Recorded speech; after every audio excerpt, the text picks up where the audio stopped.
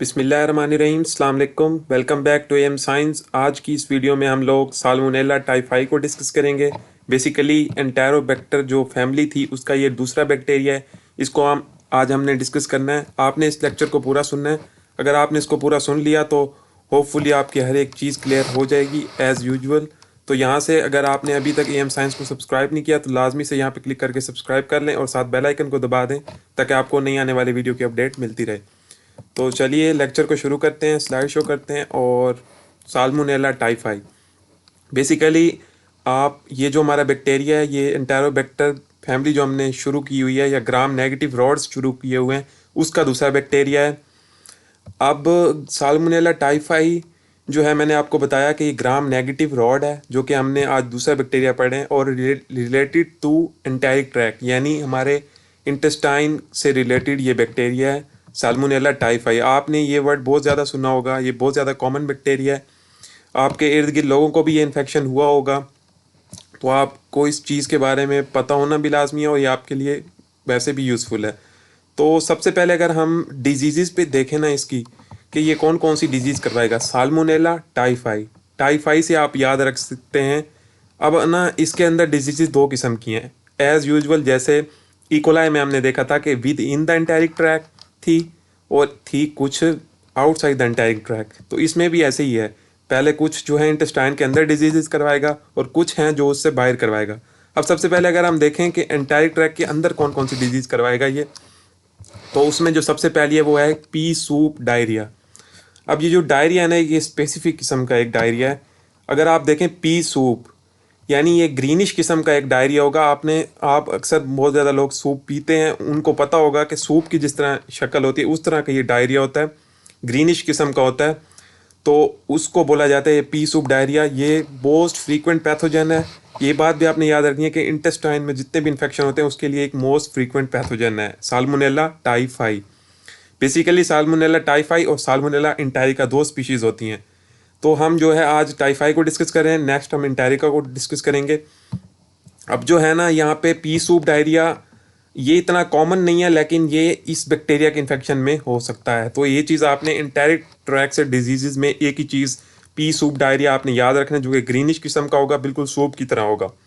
Next चलते हैं कि आउटसाइड द इंटेस्टाइनल ट्रैक वहाँ पे कौन कौन सी डिजीज़ करेगा। अब यहाँ पे कुछ 3-4 डिजीज़ हैं, आपने गौर से सुनना है। सबसे पहली है टाइफाइड फीवर। जाहिर बात है साल्मोनेला टाइफाई से आप याद रख सकते हैं टाइफाइड फीवर। ठीक है, अब ये टाइफाइड फीवर क्या है? ये ऐसा फीवर है जो कि जब भी एक्सपोजर होगा साल्मोनेला टाइफाई का पेशेंट को तो 6 से 30 दिन के अंदर ये मतलब फीवर स्टार्ट हो जाएगा। कैसे स्टार्ट होगा? ग्रेजुअली स्लो स्लो स्टार्ट होगा और बहुत ज़्यादा हाई फीवर हो जाएगा और ये बहुत ज़्यादा दिनों तक रहेगा। तो ये इसके कुछ फीचर्स होते हैं।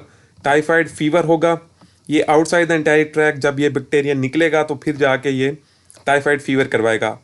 नेक्स्ट देखते हैं इसकी और दूसरी डिजीज़ कौन सी है, वो है osteomyelitis of the long bones. अब जो पेशेंट है ना उसको फीवर भी हो गया है, साथ में वो कहेगा कि मुझे बहुत ही ज़्यादा दर्द होता है हड्डियों में। स्पेसिफिकली कौन सी हड्डियाँ? जो कि लॉन्ग बोन्स हैं हमारी, जैसे फीमर हो गया। लेग्स में अगर आप चले जाएं, नी, टिबिया, फेबुला, फीट्स, यहाँ पे बहुत ज़्यादा पेशेंट को जो है पेन होगा। ओस्टियोमाइलाइटिस मीन के बोन्स की इन्फ्लेमेशन हो जाना और ये वुमन चाइल्ड्स में बहुत ज़्यादा होता है। इसके अलावा इसके साथ एक और कंडीशन भी एसोसिएटेड है क्योंकि हमारा जो बोन मैरो है वहाँ पे ब्लड सेल्स बन रहे होते हैं, तो सिकल सेल एनीमिया भी पेशेंट को हो सकता है। अब ये सिकल सेल एनीमिया क्या है? ये वर्ड भी आपने बहुत सुना होगा। ये इनहेरिटेड रेड ब्लड डिसऑर्डर है जिसमें जो हेल्दी आरबीसीज होते हैं वो ऑक्सीजन को कैरी नहीं कर पाते, मतलब उनकी शक्ल चेंज हो जाएगी। वो नॉर्मल जो आरबीसी की शेप होती है वो सिकल शेप यानी मून शेप टाइप हो जाएगी। तो उसकी वजह से वो ऑक्सीजन को कैरी नहीं कर पाएंगे तो पेशेंट जो है उसको ब्लड लॉस होना शुरू हो जाएगा और सिकल सेल एनीमिया हो जाएगा। जाहिर बात है खून की कमी होगी तो फिर हड्डियों में जो है बहुत ज़्यादा दर्द स्टार्ट हो जाएगा। तो फीवर होगा पेशेंट को, बहुत तेज़ बुखार और साथ में बहुत ज़्यादा पेन होगी हड्डियों में। दो ये सिम्टम्स हो गए आउटसाइड द एंटेरिक ट्रैक। तीसरा देखते हैं रोज स्पॉट्स। अब ये जो रोज स्पॉट्स हैं ना ये इतने ज़्यादा कॉमन नहीं है लेकिन आपको पता होना चाहिए क्योंकि मोस्टली ये कुछ पेशेंट्स में हो भी सकते हैं।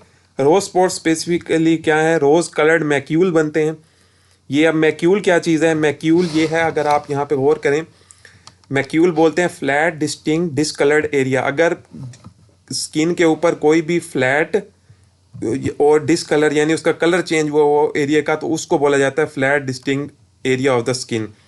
ये रेड स्पॉट्स बनेंगे इसमें, साथ में पेशेंट को फीवर होगा। इसको एंटेरिक फीवर बोला जाता है क्योंकि ये इंटेस्टाइन में सबसे पहले इन्फेक्शन करेगा और वहाँ से निकलेगा, पूरी बॉडी में फैल जाता है, तो उसको एंटेरिक फीवर बोला जाता है। और स्पेसिफिकली ये जो रेड स्पॉट्स हैं यहाँ पे ये एब्डोमेन के ऊपर बनते हैं, तो ये चीज़ आपने याद रखनी है। अभी मैं आपको एक पिक्चर दिखाता हूँ यहाँ पे, एक सेकेंड अगर आप यहाँ पे अगर रुकें। जी दोस्तों, यहाँ पे अगर हम इस पिक्चर में देखें तो हमारे पास यहाँ पे देखें रोज स्पॉट्स की एक पिक्चर दिखाई गई है। ये एक पेशेंट है, ये उसकी बैक पे दिखाया गया है और ये उसके एब्डोमेन पे दिखाया गया है। अगर आप यहाँ पे देखें कि ये रोज कलर्ड स्पॉट्स हैं, बिल्कुल डिस्टिंक्ट हैं, फ्लैट हैं, और मैक्यूल इसको बोला जाता है। मैक्यूल किस लिए कि अगर आप इस एब्डोमेन की स्किन का कलर देखें और इसका देखें तो ये डिसकलराइजेशन ऑफ स्किन हो रही है, तो इसको बोला जाता है रोज स्पॉट्स। तो ये एक डायग्नोस्टिक फीचर हो सकता है, बहुत कम होते हैं पेशेंट्स को, लेकिन ये हो सकते हैं, तो आप इस चीज़ से डायग्नोस भी कर सकते हो। नेक्स्ट देख लेते हैं। अब इसकी जो है हैबिटेट या ट्रांसमिशन कौन सी है। हमने डिजीज़ में देख लिया कि जो इनसाइड द एंटायर ट्रैक और आउटसाइड द एंटायर ट्रैक 4 किस्म की डिजीज़ थी। अब आते हैं कि हैबिटेट और ट्रांसमिशन इसका क्या है। ये डिजीज़ आपने याद रखनी है, बहुत ज़्यादा इंपॉर्टेंट है। जो इनसाइड द एंटायर ट्रैक थी वो एक डिजीज़ थी और outside the entire track 4 disease हैं, 2 ब्लड से रिलेटेड हैं और आखिरी जो हमने डिस्कस नहीं की वो है सेप्टिसीमिया। सेप्टिसीमिया भी बहुत ज़्यादा बैक्टीरियाज में होता है, 5 to 10% ऑफ द इन्फेक्शंस में ये होता है। और सेप्टिसीमिया क्या है कि मल्टीपल ऑर्गन्स फेलियर हो जाएगा, ये बैक्टीरिया पूरी बॉडी में फैल जाएगा, हर जगह ये डिसेमिनेट करेगा, उसको बोला जाता है। तो ये 4-5 डिजीज़ आपने याद रखनी है। नेक्स्ट चलते हैं कि हैबिटेट और ट्रांसमिशन इसकी क्या है। अब जो इसकी हैबिटेट है ना, ये बेसिकली ह्यूमन कोलोन ही है, नॉट ह्यूमन क्लोन ही है, लेकिन जो है एनिमल्स का क्लोन नहीं होगा। अब मैंने यहाँ पे एनिमल्स क्यों लिखा है, क्योंकि जो इसकी दूसरी स्पीशीज़ है ना साल्मोनेला इंटेरिका, वो एनिमल्स से के कोलोन में होती है, वहीं से फैलती है, ह्यूमन में आती है। तो ये जो स्पेसिफिकली है ये ह्यूमन कोलोन में ही इसका हैबिटेट है, तो ये चीज़ आपने याद रखनी है, इन दोनों में ये डिफरेंस हो सकता है। नेक्स्ट देखते हैं ट्रांसमिशन कैसे होगी इसकी। ट्रांसमिशन जो है ना इसकी स्पेसिफिकली एक दो चीज़ों से होती है, एक है कि फीको ओरल रूट और दूसरा अभी हम डिस्कस करेंगे वो होता है पर्सन टू पर्सन कॉन्टैक्ट। अब फीको ओरल रूट अगर आप कोलोन से याद रखें तो जाहिर बात है फीको ओरल रूट से ही होगी। फीकल मीन के जो फीसिस जहाँ से हम पास करते हैं, ओरल मीन जहाँ से हम खाना वगैरह खाते हैं। तो ये फीकल ओरल रूट से कैसे पास होगी, कौन कौन सी चीज़ें हैं। पहला है कि बैड सीवेज सिस्टम के, बहुत ज़्यादा जो सीवेज सिस्टम है अगर वो बहुत ज़्यादा ख़राब हो, तो क्योंकि ये बहुत ज़्यादा फीसिस में एक्सक्रीट होता है, बहुत ज़्यादा फीसिस या सीवेज सिस्टम में ये बहुत ज़्यादा पाया जाता है, तो वहाँ से ये ट्रांसमिट होकर ख़तरा होता है कि वो पेशेंट के अंदर या किसी बंदे के अंदर आ सकता है और फिर इन्फेक्शन हो सकता है। इसके अलावा कंटेमिनेशन ऑफ वाटर, हम जो ड्रिंकिंग वाटर करते हैं अगर वो पानी साफ़ ना हो, उसके अंदर कुछ टॉक्सिक मटेरियल्स वगैरह हो, तो उससे भी ये इन्फेक्शन हो सकता है। इसके अलावा कंटेमिनेशन ऑफ फूड, अगर कोई खाना ऐसा है जो कंटेमिनेटेड है, टॉक्सिक है, उसको सही तरीके से मतलब उगाया नहीं गया या मतलब पकाया नहीं गया कुछ भी, तो उससे ये इन्फेक्शन हो सकता है। तो ओरल रूट के लिए आप कंटेमिनेशन ऑफ वाटर और फूड याद रख सकते हैं और फीकल रूट के लिए आप बैड सीवेज सिस्टम को याद रख सकते हैं। अगला जो है ट्रांसमिशन, ये तो हो गई एंटायर ट्रैक से रिलेटेड। दूसरी है कि पर्सन टू पर्सन कॉन्टैक्ट, क्योंकि मैंने आपको कहा ये बैक्टीरिया आगे आगे जाके अभी हम पैथोजेनेसिस में डिस्कस करेंगे कि ये क्रोनिक स्टेज पे चला जाता है, मतलब कि पेशेंट तो इम्यून हो जाएगा, वो ठीक फिर रहा होगा, लेकिन वो एज अ कैरियर है, वो दूसरे को भी ये चीज़ फैला सकता है। तो ये पर्सन टू पर्सन कॉन्टैक्ट भी ये चीज़ हो सकती है। नेक्स्ट देख लेते हैं। अब ट्रांसमिशन में फीकोरा रूट और person to person contact. Pathogenesis, pathogenesis है ना, अब जो इसकी उसमें सबसे पहले है, हम थोड़ी दो चीज़ें मेन डिस्कस करते हैं जो कि पूरी पैथोजेनेसिस में कॉमन है। सबसे पहली है कि इन्फेक्शियस डोज। अब इन्फेक्शियस डोज क्या है कि ऐसा डोज जो कि इन्फेक्शन को काज करने का बायस बने, उसको बोला जाता है ID50, यानी 50% ऑफ द ऑर्गेनिज्म जो होते हैं किसी भी स्पीशीज़ के वो इन्फेक्शन काज करें, उसको ID50 बोलते हैं और वो इसका है बहुत ज़्यादा। तो इन्फेक्शियस डोज इसका बहुत ज़्यादा है, बहुत ज़्यादा विरुलेंस है ये। और इसकी पैथोजेनेसिस में एक जो मेन चीज़ आपने बिल्कुल भी नहीं भूलनी और मेन फैक्टर है इसका विरुलेंस फैक्टर, उसको बोलते हैं कैप्सूल यानी VI एंटीजन। पूरी की पूरी पैथोजेनेसिस हमने 4-5 जितनी भी डिजीज़ पढ़ी सब में ये चीज़ इन्वॉल्व है। ये तो आपको मस्ट आनी चाहिए, क्योंकि चाहे वो with in the intestine infection हो रहे हो या आउटसाइड द इंटेस्टाइनल ट्रैक्ट, सब में ये चीज़ होगी। अब थोड़ा सा कुछ और चीज़ें देख लेते हैं कि हमने देखा कि पेशेंट को ना बहुत ज़्यादा बोन में पेन हो रहा था, एनीमिया हो रहा था। उसकी पैथोजेनेसिस अगर हम देखें तो ये जो कैप्सूल है ना, ये जाएगा इन्फेक्ट करेगा रेटिकुलो एंडोथीलियल सेल्स। अब ये कौन से सेल्स हैं? ये ऐसे सिस्टम है, ऐसे सेल्स हैं जो कि प्रोलिफरेशन करवाते हैं specially in the liver and spleen. वहाँ पे हमारे RBCs वगैरह टूट रहे होते हैं, तो वहाँ पे जाके जब ये बैक्टीरिया इन्फेक्ट करेगा तो जाहिर बात है एनीमिया स्टार्ट हो जाएगा, वेट लॉस होगा और ऑस्टियोमाइलाइटिस, क्योंकि वहाँ पे हमारे जो बोन्स हैं, ब्लड सेल्स हैं, उनकी मैचुरेशन वगैरह होनी थी, बनने थे, तो वो नहीं बन पाएंगे, तो उसकी वजह से एनीमिया ऑस्टियोमाइलाइटिस यहाँ पे पेशेंट को हो जाएगा। तो इसकी पैथोजेनेसिस में रेटिकुलो एंडोथीलियल सिस्टम आप याद रख सकते हैं। नेक्स्ट है इसमें एंडोटॉक्सिन। ये चीज़ अगर आपको याद हो कि हमने देखा था कि फैमिली एंटेरोबैक्टीरियसी या एंटेरोबैक्टर फैमिली, उसमें एक चीज़ कॉमन थी कि एंडोटॉक्सिन सब बैक्टीरिया में था। वो जितने भी हमने बैक्टीरिया 6-7 पढ़े थे उस सब में था। अब जो एंडोटॉक्सिन है वो सेल वॉल के अंदर है, ये इकोलाई में भी हमने देखा था। ये फीवर करवाएगा, सेप्टिसीमिया डिसेमिनेटेड इन्फेक्शन करवाएगा पेशेंट को, जो उसको टाइफाइड फीवर हो रहा है, जो उसको सेप्टिसीमिया हो रहा है, तो उसकी पैथोजेनेसिस में आप ये चीज़ याद रख सकते हैं, क्योंकि बैक्टीरिया इंटेस्टाइनल ट्रैक्ट से निकलेगा, ब्लड स्ट्रीम में आएगा और फिर डिसेमिनेटेड इन्फेक्शन करेगा, सेप्टिसीमिया हो गया, फीवर हो गया, वो रैशेस वगैरह हो गए। लेकिन अगेन ये दो चीज़ें तो स्पेसिफिक हो गई, लेकिन ये चीज़ हर पूरी पैथोजेनेसिस के लिए कॉमन है कि कैप्सूल VI एंटीजन इसमें कॉमन है। थोड़ा सा और चीज़ें देख लेते हैं, प्री डिस्पोजिंग फैक्टर्स कौन कौन से हैं इसके। अब जो प्री डिस्पोजिंग फैक्टर जो कि इस डिजीज़ को काज होने का बायस बनेंगे, सबसे पहला है कि डिक्रीज स्टोमिक एसिड। अब ये क्या है कि जो स्टोमिक का एसिड होता है HCl, उसकी प्रोडक्शन अगर बहुत ही ज़्यादा कम हो जाए, या हम कोई एंट एसिड पहले से ले रहे हैं उसकी वजह से, क्योंकि ये जो बैक्टीरिया वो एसिड लेबाइल है, तो उसकी वजह से अमूमन ये इन्फेक्शन, क्योंकि हैबिटेट इसका कोलोन है, तो वहीं से स्टार्ट होगा, वहीं से फिर वो डायरिया वगैरह और फिर डेसिमिनेट करके टाइफाइड फीवर और हर चीज़ करवा देगा। दूसरी जो है गैस्ट्रेक्टमी। अब गैस्ट्रेक्टमी क्या है कि एक्टमी बोला जाता है रिमूवल को, और गैस्ट्रेक्टमी मीन के रिमूवल ऑफ पार्ट, या उसका एक पार्ट या पूरे के पूरे पार्ट्स को रिमूव कर देना स्टोमक के, तो उसको गैस्ट्रेक्टमी बोला जाता है। ज़ाहिरी बात है कि एक पेशेंट है जिसका कोई स्टोमक का पार्ट ही निकाल दिया, तो ज़ाहिरी बात है उसको बैक्टीरिया तो बहुत ज़्यादा हमला करेंगे, क्योंकि उनका हैबिटेट भी वही था और उनको एक इन्वायरमेंट मिल गया कि वो आसानी के साथ वहाँ पे ग्रो कर सकें। ये तो हो गए प्री डिस्पोजिंग फैक्टर। अभी मैंने आपको कहा था कि ये बैक्टीरिया जो है पर्सन टू पर्सन कॉन्टैक्ट से भी ट्रांसफ़र होता है। कैसे होता है? अब उसकी पैथोजेनेसिस अगर हम देखें कि क्रोनिक कैरियर स्टेट में ये चला जाता है।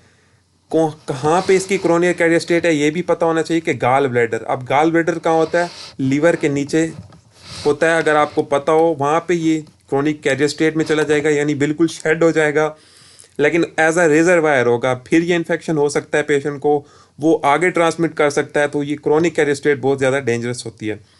ये बाइल में एक्सक्रीट होता है, फिर फीसिस में एक्सक्रीट होता है, तो फिर फीसिस से फिर वो आपको बताया कि वो बैड सेवी सिस्टम हमने देखा था। जितने ज़्यादा सफाई का ख्याल नहीं रखेंगे तो फिर फीसिस से ये बहुत ज़्यादा जल्दी ट्रांसफ़र हो जाता है। तो क्रोनिक कैरियर स्टेट की दो चीज़ें और दो प्री डिस्पोजिंग फैक्टर ये आपको पता होने चाहिए। नेक्स्ट देख लेते हैं इसकी एंटीजेंस। इकोलाई में भी हमने ये चीज़ देखी थी। कुछ एंटीजेंस कॉमन है इसके इकोलाई की तरह। 3 एंटीजन, इसमें 3 किस्म के एंटीजन होते हैं। सबसे पहला सेल्वाल एंटीजन, सोमैटिक या ओ एंटीजन। अब जो 3 एंटीजन है ना, ये हमने पहले भी पढ़े थे अगर आपको याद हो। ये outer polysaccharide portion of the lipopolysaccharide है, जो कि इसकी सीरोटाइप को मालूम करने के लिए यूज़ होता है, यानी लेबोरेटरी डायग्नोसिस में ये इन्वॉल्व है। क्योंकि इसकी जो आप सीरोटाइप्स देखिए 1500 टाइप्स हैं इसकी सीरोलॉजिकल टाइप्स, जो कि सेल वाल एंटीजन की बुनियाद पे हैं। दूसरा एंटीजन जो है जो लेबोरेटरी डायग्नोसिस में भी इन्वॉल्व है, एच एंटीजन यानी फ्लेजर एंटीजन, जो कि इम्यून रिस्पॉन्स को इवेड कर देगा और फिर आसानी के साथ ये बैक्टीरिया इन्फेक्ट कर सकेगा। और आखिरी है कैप्सूलर या के पॉलीसेकेराइड एंटीजन, जो कि एपिडेमियोलॉजिकल पर्पस के लिए किसी भी कम्युनिटी के अंदर ये इन्वॉल्व है। हमने देखा कि VI कैप्सुलर एंटीजन भी था, वो भी यही चीज़ ही है बेसिकली। ये पैथोजेनेसिस के लिए मेन विरुलेंस फैक्टर है और ये दो चीज़ें लेबोरेटरी डायग्नोसिस के इन्वॉल्व हैं। मेन आपको तीनों नाम पता होने चाहिए, बाकी सब कहानी है आपको यहाँ पे समझाने के लिए, ताकि आपको एक चीज़ मतलब आप एक वर्ड पढ़ें तो उसका मतलब भी आपको पता हो। आगे देख लेते हैं कैरेक्टरिस्टिक्स इसकी। अब जो इसकी कैरेक्टरिस्टिक्स है ना, उसमें जो सबसे पहली है ग्राम नेगेटिव रॉड, तो ये है ही है लेकिन मोटाइल है। ये चीज़ याद रखनी है, मोटाइल। मोटाइल यानी मूव कर सकता है, ये ग्राम नेगेटिव रॉड है। अब जो बाकी इसकी कैरेक्टरिस्टिक्स अभी मैं आपको बताऊंगा ना, वो सारी एंटेरोबैक्टर फैमिली वाली सेम आप लिख सकते हैं। जितने भी ग्राम मतलब एंटेरोबैक्टर फैमिली में बैक्टीरिया आते हैं सब में आप लिख सकते हैं। हम उन्हीं को अभी रिपीट करेंगे जो कि हमने इकोलाई में की थी। अगर आपने वो वीडियो देखी है तो आप इसको जिसको आपकी ये चीज़ पक्की हो जाएगी, क्योंकि रेपिटिशन हम कर रहे हैं तो रेपिटिशन से ही हमारी मेमोरी बनती है, तो आपकी ये चीज़ आपके लिए यूज़फुल होगी। फैकल्टेटिव एनारोब यानी ऑक्सीजन की गैर मौजूदगी में भी ये ग्रो कर सकते हैं और ऑक्सीजन मौजूदगी ना भी हो। फैकल्टेटिव मीन प्रेजेंस और एब्सेंस हम इसको कहते हैं। दूसरी है कि रिड्यूस नाइट्रेट्स टू नाइट्राइट्स अपनी as a part of their energy, लेकिन एनर्जी के तौर पर ये नाइट्रेट्स को नाइट्राइट्स में कन्वर्ट कर देते हैं। अगली जो इसकी प्रॉपर्टी है वो लेबोरेटरी डायग्नोसिस से रिलेटेड हम कह सकते हैं। फर्मेंट ग्लूकोज को करते हैं या शुगर मालिक्यूल दूसरे, और उससे एसिडिक बाय प्रोडक्ट बनाते हैं जो कि पीएच इंडिकेटर को येलो कर देता है। ये सब में कॉमन कैरेक्टरिस्टिक्स हैं। ये रेपिटिशन हो रही है यहाँ पे। इसके अलावा साइटोक्रोम ऑक्सीडेज नेगेटिव होते हैं ये, यानी कि साइटोक्रोम मीन के कलर कंपाउंड ये नहीं बनाएंगे इंडोफिनॉल ब्लू के साथ, तो ये ऑक्सीडेज नेगेटिव हो गए। तो 5 इसकी बेसिकली कैरेक्टरिस्टिक्स हैं। 4 एंटेरोबैक्टर वाली सेम है, एक जो इसकी अपनी है वो है मोटाइल ग्राम नेगेटिव रॉड। तो ये 4 नाम और ये एक नाम, फैकल्टेटिव और रिड्यूस्ड नाइट्रेट्स, फर्मेंट ग्लूकोज और ऑक्सीडेज नेगेटिव। नेक्स्ट चलते हैं लेबोरेटरी डायग्नोसिस। अब जो लेबोरेटरी डायग्नोसिस है ना, उसमें जो सबसे पहला टेस्ट है जनरल, वो है gram staining smear and culture. ये तो वो हो गया ना जो कि हम ग्राम पॉजिटिव को ग्राम नेगेटिव से डिफर डायग्नोस करेंगे। अब जो है ना, हमने इकोलाई में जो टेस्ट देखे थे ना, वही टेस्ट अभी यहाँ पे रिपीट होंगे, लेकिन उनके रिजल्ट्स थोड़े डिफरेंट होंगे, क्योंकि हम इसको डायग्नोस करेंगे। सबसे पहला है कि नॉन लैक्टोज फर्मेंटिंग। हमने इकोलाई में देखा वो लैक्टोज फर्मेंटिंग था। अब आप कंपेयर करते चले जाएंगे ताकि आपको याद भी रहे और आप इसको डायग्नोस भी कर पाओ। नॉन लैक्टोज फर्मेंटर है EMB एगार या मैकॉनकी एगार। EMB mean eosin methyl blue उसको बोला जाता है। उसके अंदर ये नॉन लैक्टोज फर्मेंटिंग कॉलोनीज बनाते हैं। अगला था TSI एगार। ये भी हमने देखा था इकोलाई में, लेकिन अब ये उससे थोड़ा सा डिफरेंट है, क्योंकि इसके अंदर alkaline slant and acid word बनता है। अगर आपको इकोलाई का याद हो, वहाँ पे एसिड स्लैंट और एसिड वर्ड बन रहा था, तो ये चीज़ यहाँ पे डिफरेंट है। ये चीज़ आपने याद रखनी है। इसके अलावा वहाँ पे जो है वो गैस कोई प्रोड्यूस नहीं हो रही थी, यहाँ पे जो है स्मॉल अमाउंट में H2S प्रोड्यूस होती है, तो ये इसीलिए डिफरेंट है। टेस्ट वही है, नेम वही है, बस उसके फीचर्स थोड़े से डिफरेंट है। इसके अलावा हमने देखा था वहाँ पे इकोलाई में कि जो है H2S प्रोड्यूस नहीं हो रही थी, यहाँ पे प्रोड्यूस हो रही है। तो ब्लैक FeS फेरस सल्फाइड जो है वो बनता है ब्लैक कलर का बट के अंदर, तो उससे H2S प्रोडक्शन होती है। नेक्स्ट देख लेते हैं कि इसका जो अगला टेस्ट था वो था बायोकेमिकल और सीरोलॉजिकल टेस्ट, क्योंकि बहुत ज़्यादा ऐसी स्पीशीज़ हैं जो कि नॉन लैक्टोज फर्मेंटर हैं। अब सिर्फ साल्मोनेला नहीं है नॉन लैक्टोज फर्मेंटर, और बैक्टीरियाज भी हैं। तो ये चीज़ हम डायग्नोस करने के लिए बायोकेमिकल या सीरोलॉजिकल टेस्ट करते हैं, फिर हम आइडेंटिफाई कर लेते हैं कि ये कौन सा बैक्टीरिया है, नॉन लैक्टोज फर्मेंटर में भी कौन सा बैक्टीरिया है, तो उसके लिए हम ये टेस्ट करेंगे। ये चीज़ भी हो गई। इसके अलावा नॉन एंटीसीरा, ये भी इकोलाई में हमने देखा था, सेम है, वही OH एंटीजन या VI एंटीजन जो कि उसमें भी प्रेजेंट थे, उसके खिलाफ ये होगा, क्या करेगा, एग्लूटिनेशन बना देगा, यानी जो कि आप विजिबल क्लम्प्स ऑफ ब्लड बना देगा, तो जो इसको आइडेंटिफाई कर लेंगे। एंटीसीरा मीन के सीरम के अंदर एंटीबॉडीज़ का होना, उसको ये एंटीजन के खिलाफ जब अप्लाई करेंगे तो फिर एग्लूटिनेशन हो जाएगी। इसको एग्लूटिनेशन टेस्ट भी हम कह सकते हैं। अगला है कि विडल टेस्ट। बेसिकली ये भी उसी से ही रिलेटेड है, उसका नाम स्पेसिफिक कर दिया यहाँ पे, वो भी एग्लूटिनेशन करवाएगा एंटीबॉडीज़ की ONH एंटीजन के साथ, लेकिन ये बहुत ही लिमिटेड टेस्ट है। इसके अलावा जो है हेक्टोइन एगार। अब ये जो हेक्टोइन एगार है ये स्पेसिफिक है, ये और किसी भी बैक्टीरिया में आपको नहीं मिलेगा। ये चीज़ आपने बिल्कुल याद रखनी है, स्पेसिफिक टेस्ट ब्लैक कॉलोनीज बनाएगा इसके अंदर। और आखिरी है कि आप अगर उसका स्टूल देखेंगे तो उसके अंदर ल्यूकोसाइड यानी WBCs आपको मिल सकते हैं। अब अगर हम इसका रिव्यू करें तो जनरल टेस्ट ग्राम स्टेनिंग, और जो कंपेयर करके अगर हम याद रखें कुछ टेस्ट, तो नॉन लैक्टोज फर्मेंट, TSI एगार, बायोकेमिकल और नॉन एंटीसीरा, ये दोनों तो कॉमन हो गए, ये दोनों डिफर करते हैं और ये दोनों डिफर करते हैं। हेक्टोइन एगार और विडल टेस्ट ये स्पेसिफिक हैं और ये दो स्पेसिफिक हैं, नॉन लैक्टोज फर्मेंटिंग और TSI एगार। ये चार तो आपको पक्के याद हो, बाकी चीज़ आपने समझ लिया है हर चीज़। नेक्स्ट चलते हैं ट्रीटमेंट। अब जो ट्रीटमेंट है ना इसकी, वो है सबसे पहले ड्रग ऑफ चॉइस हम जिसे कह सकते हैं सेफ्ट्राइक्सोन, जो कि 3rd जनरेशन सेफलोस्पोरिन है। ये हम एंटेरिक फीवर यानी टाइफाइड फीवर के लिए मोस्ट ही ज़्यादा इफेक्टिव ड्रग है, हम इसको दे सकते हैं। इसके अलावा अगर पेशेंट बहुत ज़्यादा इल नहीं है तो उसके लिए हम एम्पिसिलिन या ट्राईमिथोप्रिम सल्फामेथोक्साजोल वगैरह दे सकते हैं। ये चीज़ हम इकोलाई में भी देखा, वहाँ भी हम दे रहे थे। इसके अलावा सिप्रोफ्लॉक्सासिन, फ्लोरोक्विनोलोन्स वो भी दे सकते हैं, लेकिन again सेफ्ट्राइक्सोन is the most effective, और ये सिप्रोफ्लॉक्सासिन भी इफेक्टिव है, आप वो भी दे सकते हैं। अगेन इन ड्रग्स को देने से पहले आपने एक चीज़ का ख्याल रखना है, एम्पिसिलिन देने से पहले या कि रेजिस्टेंस इसके में बहुत ज़्यादा कॉमन है, बीटा लैक्टामेजिस की हो, चाहे वो प्लाज्मा इनकोडेड एसिटाइलेटिंग एंजाइम्स की। क्लोरमफेनिकोल देने से पहले या एम्पेसिलिन देने से पहले रेजिस्टेंस का ख्याल रखना है, क्योंकि ये बैक्टीरिया जो है रेजिस्टेंस पैदा कर देता है। तो अगेन ये 3 ड्रग्स और रेजिस्टेंस। नेक्स्ट चलते हैं प्रिवेंशन। प्रिवेंशन में जो है ना, अगर आप ट्रांसमिशन को लेके चलें तो जो आपकी ट्रांसमिशन है उसी की प्रिवेंशन आपने करनी है। तो हमने देखा कि हम पब्लिक हेल्थ मेजर्स करेंगे, यानी कि इसकी वैक्सीन भी अवेलेबल है, वो भी अभी हम डिस्कस करेंगे, लेकिन कुछ पब्लिक हेल्थ मेजर्स भी हम कर सकते हैं, यानी कि सीवेज जो हमारा डिस्पोजल है उसको अच्छे से डिस्पोज करें, क्योंकि उसकी ट्रांसमिशन फीसिस से ही हो रही है ना, तो सीवेज डिस्पोजल बहुत ज़्यादा अहम है। क्लोरिनेशन ऑफ वाटर सप्लाई की जाए, स्टूल कल्चर किया जाए ऐसे लोगों का जो कि फूड हैंडल करते हैं, या ऐसे लोग जो कि फूड हैंडल करते हैं उनको बोला जाए कि वो हैंड वॉश करें, ताकि ये चीज़ फूड में कन्वर्ट ना हो, फिर ओरल रूट से फिर पेशेंट को ना इफेक्ट करे। तो उनका जो है हैंड वॉशिंग और स्टूल कल्चर करवाते हैं। तो ये 3-4 पब्लिक हेल्थ मेजर्स बहुत ही ज़्यादा मस्ट हैं इस इन्फेक्शन के लिए, तो ये चीज़ आपको लाजमी पता होनी चाहिए। उसके बाद वैक्सीन अवेलेबल है फॉर्चुनेटली, इसके लिए 2 किस्म की वैक्सीन है। अब ये चीज़ आपने याद रखनी है, वैक्सीन तो अवेलेबल है लेकिन 2 चीज़ों की है। सबसे पहली जो नंबर 1 वैक्सीन है वो है प्यूरिफाइड VI पॉलीसेकेराइड कैप्सूल। ये हमने पैथोजेनेसिस में देखा था, ये कैप्सूल था।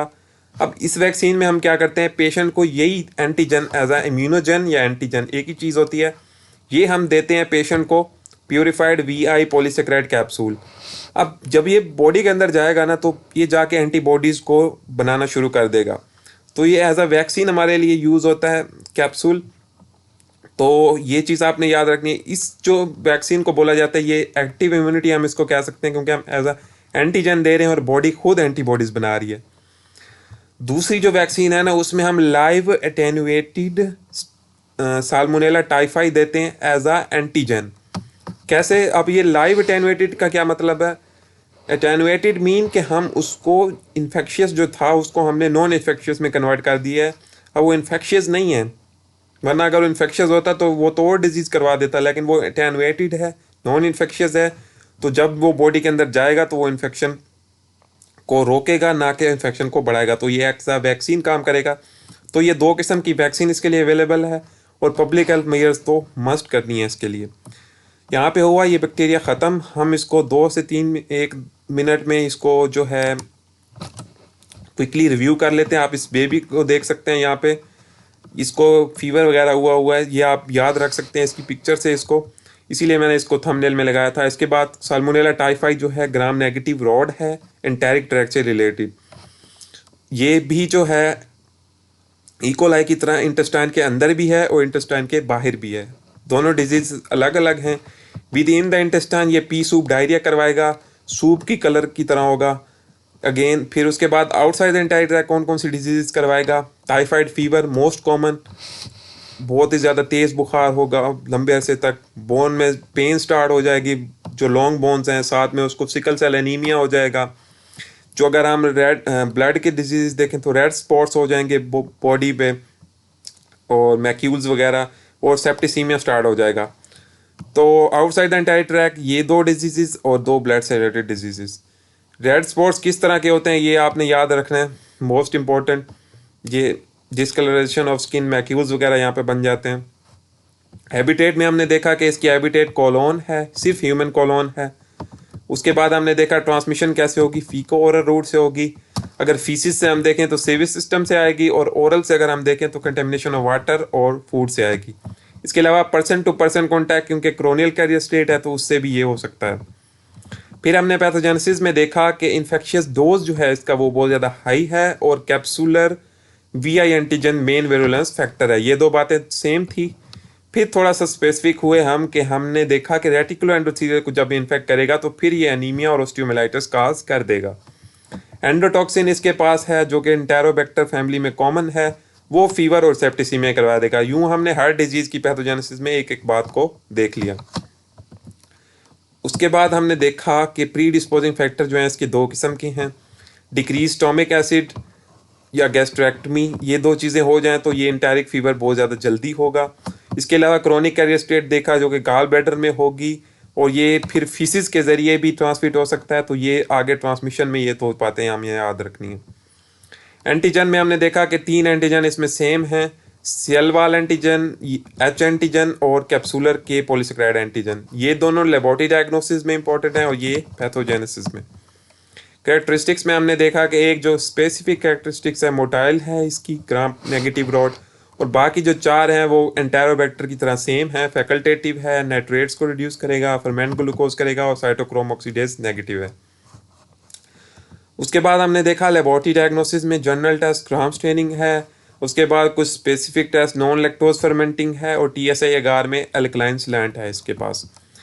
बायोकेमिकल रिएक्शन और सीरोलॉजिकल रिएक्शन, नॉन एंटीसीरा, ये दोनों जनरल टेस्ट हैं और बैक्टीरिया में भी थे। फिर स्पेसिफिक टेस्ट हैं, पहले जनरल, फिर 2 स्पेसिफिक, फिर 2 जनरल, और फिर 2 स्पेसिफिक विडल टेस्ट, और Hektoen agar most specific black colonies, और स्टूल टेस्ट। फिर हमने ट्रीटमेंट में देखा कि ceftriaxone is the most effective drug. उसके अलावा भी कुछ ड्रग, अगर माइनर डिजीज हो तो एम्पिसिलिन या ट्राइमेथोप्रिम सल्फामेथोक्साजोल और सिप्रोफ्लॉक्सासिन भी हम दे सकते हैं, लेकिन अगेन रेजिस्टेंस का ख्याल रखना है क्योंकि इसमें रेजिस्टेंस पैदा हो जाती है। प्रिवेंशन में हमने देखा कि पब्लिक हेल्थ मेजर्स करेंगे, ट्रांसमिशन को रोकेंगे, सीवी सिस्टम हो, चाहे वो फूड से रिलेटेड हो, वाटर से रिलेटेड हो, तो उस चीज़ को हम उससे बचेंगे। 2 किस्म की वैक्सीन हमने देखी। पहली में हमने प्योरीफाइड VI पॉलीसेकेराइड कैप्सूल दिया, बॉडी ने एंटीबॉडी बना दी, और दूसरे में हमने क्या किया कि लाइव एटेनुएटेड जो है स्टेफ साल्मोनेला टाइफाई दिया, और फिर बॉडी ने एंटीबॉडीज़ बनाई। तो ये एक्टिव इम्यूनिटी के तौर पे ये वैक्सीन अवेलेबल है। तो यहाँ पे हुआ ये बैक्टीरिया ख़त्म, और मैं उम्मीद करता हूँ कि आपको ये बैक्टीरिया होपफुली समझ आ गया होगा। फिर भी अगर आपका कोई क्वेश्चन है तो आप कमेंट सेक्शन में पूछ सकते हैं, आप कोई सजेशन है तो वो भी दे सकते हैं, और अगर आपको समझ आ गई तो आप लाजमी से इस वीडियो को लाइक कर दें, और साथ अपने दोस्तों के भी शेयर करें ताकि उन लोगों को भी इस चीज़ का फ़ायदा हो, वो भी बहुत ज़्यादा इन लेक्चर से सीख सकें। इसके अलावा अगर आपने अभी तक AM साइंस को सब्सक्राइब नहीं किया तो लाजमी से सब्सक्राइब कर लें, और साथ बेल आइकन को दबा दें ताकि आप कोई भी इस चैनल की वीडियो को मिस ना कर सकें। इसके अलावा आप इस वीडियो के डिस्क्रिप्शन में सोशल मीडिया अकाउंट्स को भी फॉलो कर सकते हैं, वहाँ पे भी आपको अच्छी अच्छी इन्फॉर्मेशन देखने को मिल जाएगी। तो बस इतना ही था वीडियो में, मिलते हैं नेक्स्ट बैक्टीरिया की वीडियो में, तब तक के लिए खुदा हाफिज़।